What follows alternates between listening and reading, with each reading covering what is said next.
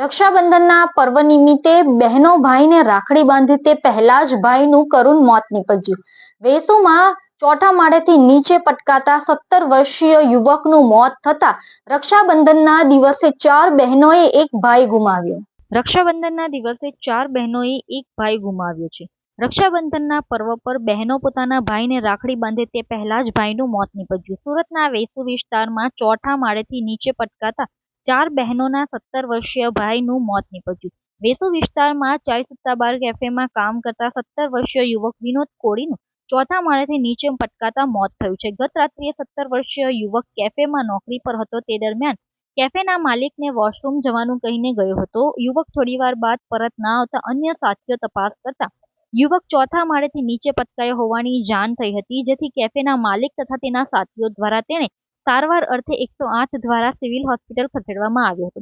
બાદમાં કેફેના માલિકે યુવકના ભાઈને જાણ કરતા યુવકનો ભાઈ સિવિલ હોસ્પિટલ પહોંચ્યો હતો, જ્યાં યુવકને કોઈકે પાછળથી ધક્કો માર્યો હોવાની હકીકત વિનોદે પોતાના ભાઈને જણાવી હતી. બાદમાં ટૂંકી સારવાર દરમિયાન જ યુવક વિનોદે દમ તોડ્યો હતો. મૃતક 17 વર્ષીય યુવક વિનોદ કોળી મૂળ મહારાષ્ટ્રનો વતની છે, તો સુરતના પાંદેસરા વિસ્તારમાં પોતાના પરિવાર સાથે રહેતો હતો. પરિવારમાં માતા પિતા, 4 બહેનો તથા અન્ય એક ભાઈ છે.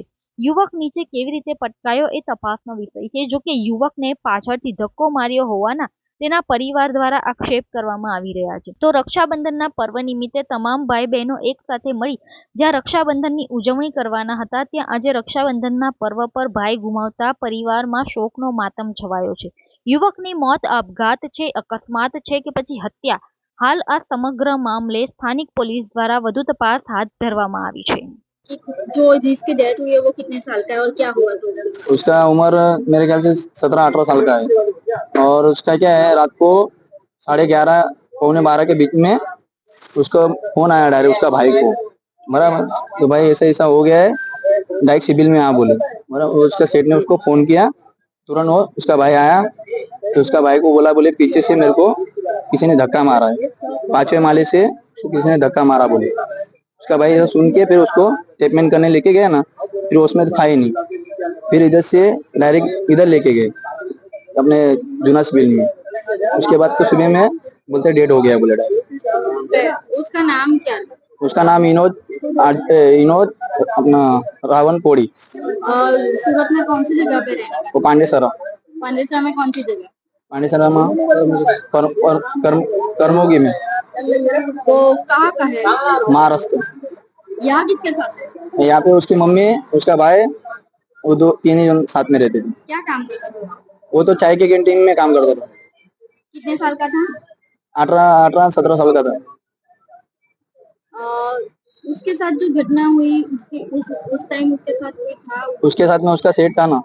क्या बोल रहे? वो क्या बोल रहे? वो बोल रहे, बोले जैसा मतलब वो पेशाब करने का मतलब बाथरूम करने का नाम से बाहर निकला, बोले बाहर निकला तो डायरेक्ट थोड़ी देर में मतलब डायरेक्ट नीचे उसका डायरेक्ट डेट आया बोले, डायरेक्ट मतलब बॉडी उसकी डायरेक्ट नीचे आ गई बोले। तो ऐसे हम लोग 108 को फोन करके डायरेक्ट सिविल में लेके आए।